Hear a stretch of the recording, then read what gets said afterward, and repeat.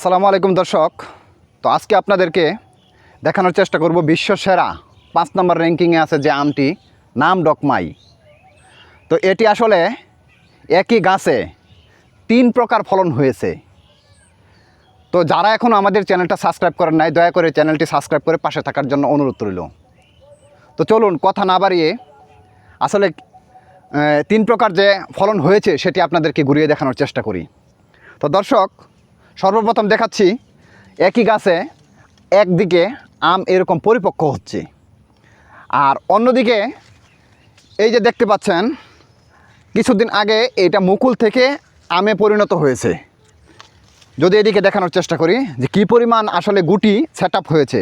তো তার পাশাপাশি আরেকটা জিনিস, সেটা আসলে আমি অবাক হই রীতিমতোই, সেটা হচ্ছে এখনও পর্যন্ত গাছে মুকুল আসতেছে, এখনও এই মুকুলটা ফুটে নাই, অফুটন্ত অবস্থায় আছে। যদি এদিকে দেখানোর চেষ্টা করি যে এখনও মুকুল বের হচ্ছে।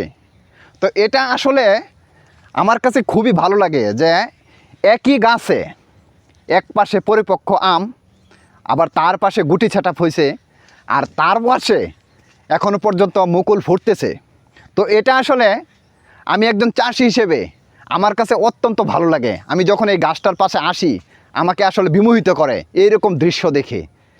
তো দর্শক, এই গাছটাতে মোটামুটি প্রচুর পরিমাণে ফলন হয়েছে। তো যদি আপনাদেরকে দেখানোর চেষ্টা করি, এই যে দেখেন এই আমগুলা হয়তো কিছুদিনের মধ্যেই হারভেস্ট করার বা খাওয়ার উপযোগী হবে।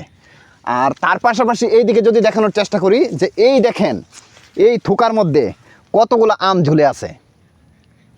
তো দর্শক, যে জিনিসটা আমি আপনাদেরকে বলতে চাচ্ছি সেটা হলো বাংলাদেশে এখনও এই আমটার 12 মাসি স্বীকৃতি দেয় নাই, কিন্তু আমরা আমাদের বাগানে 1 বছরে 2টা ফলন পেয়েছি এটার। তো দর্শক, এই গাছটিতে দেখেন এইরকম গুটি প্রায় অনেকই সেট আপ হয়েছে। যদি এদিকে দেখানোর চেষ্টা করি, এইরকম গুটি অনেকই সেট আপ হয়েছে।